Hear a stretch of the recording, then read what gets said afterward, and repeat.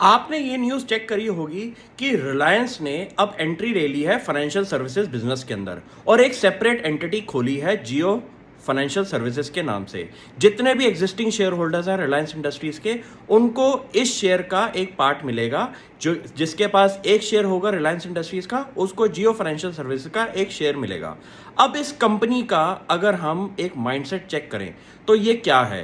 History ये कहती है कि रिलायंस ने जिस सेक्टर के अंदर भी एंट्री ली है, उस सेक्टर के अंदर रिलायंस ने तबाही मचा के रख दी है। आप चेक कर सकते हैं वोडाफोन जैसी कंपनी के अंदर कि कंपनी के पास सब्सक्राइबर्स तो हैं, कस्टमर बेस इतना स्ट्रांग है, लेकिन कंपनी इस धंधे के अंदर पैसा नहीं बना पा रही। और यही होता है रिलायंस जब एंट्री मारता है किसी बिजनेस के अंदर, क्योंकि रिलायंस ने अपनी प्रेजेंटेशन के अंदर ये बोला है कि उनके पास एग्जिस्टिंग जो कस्टमर बेस है जियो फाइनेंशियल सर्विसेज का, वो है अराउंड 20 मिलियन का। अब आप इस बात को ढंग से समझें कि कंपनी के पास नाम जुड़ा हुआ है रिलायंस इंडस्ट्रीज का, और इंडिया में जो रिलायंस की ब्रांड वैल्यू है वो इंडिया में कोई और कंपनी के आसपास भी नहीं है। अब इस बात को ढंग से और समझें कि डिजिटल सर्विसेज के अंदर कंपनी का क्या होगा मोटिव। अगर आप चेक करें कि कंपनी का जो फाइनेंशियल सर्विसेज बिजनेस है, जो कि अभी एक नेसेंट स्टेज में है, और कंपनी का इंश्योरेंस, लेंडिंग, ब्रोकरेज और कंपनी का हमारा एसेट मैनेजमेंट बिजनेस जो कि एएमसीज होते हैं, उसके अंदर एंट्री लेने से बाकी जितने भी कॉम्पिटिटर्स हैं उनके अंदर एक दबदबाव होगा। क्यों? क्योंकि रिलायंस का एक ही मोटिव होता है प्राइसिंग।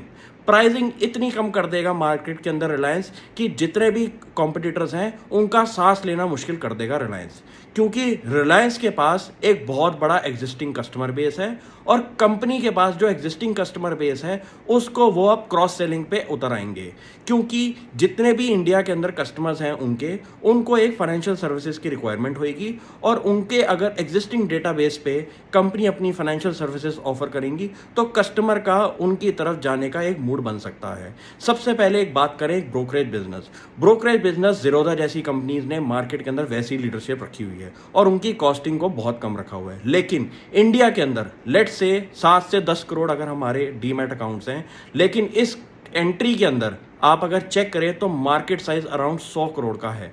तो अभी भी इस धंधे के अंदर बहुत बड़ा मार्केट स्कैप आप बना सकते हैं।